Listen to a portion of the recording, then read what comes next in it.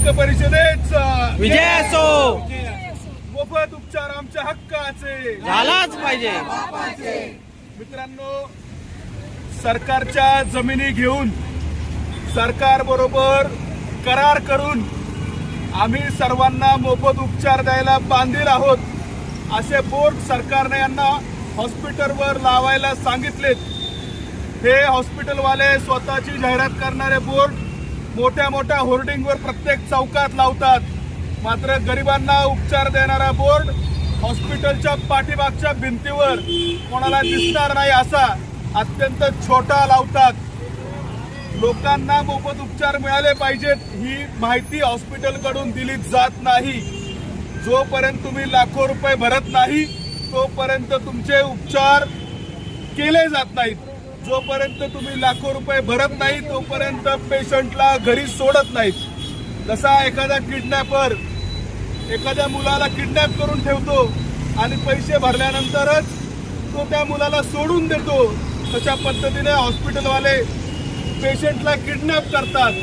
4-4 दिवस 8-8 दिवस किडनॅप करतात आणि मग ज्यावेळी तो पैसे भरेल त्यावेळी त्याला सोडतात.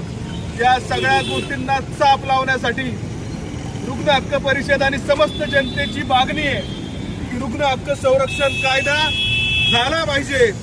त्याच पद्धतीने आजपर्यंत अनेक मोठी औषधं घेतली जातात.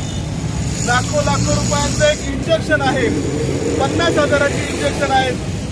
ज्या पद्धतीने अन्न सुरक्षा कायदा झाला त्या पद्धतीने औषध सुरक्षा कायदा सुद्धा झाला पाहिजे. गोरगरिबांना स्वस्त दरात दर्जेदार औषधं मिळाली पाहिजेत. यासाठी आज रुग्ण हक्क परिषदेच्या समस्त नेत्यांकडून, पुढाऱ्यांकडून, कार्यकर्त्यांकडून गुडलक चौकात जोरदार निदर्शनं करण्यात आलेली आहेत.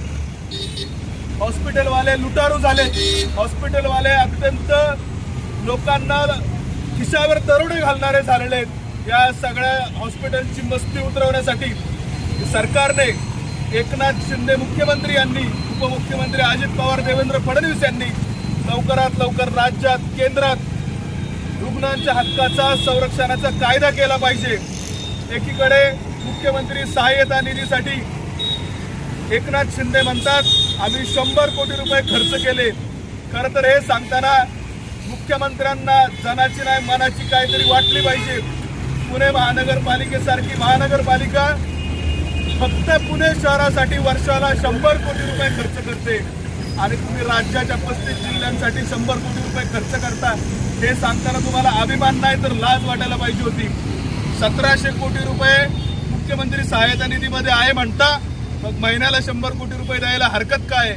हा आजार यादीमध्ये बसत नाही, तो आजार बसत नाही करत तुम्ही लोकांना पैसे द्यायला टाळाटाळ करता. ज्या कुटाबरोबर तुमचे लागे बांधे त्यांनाच तुम्ही पैसे देता.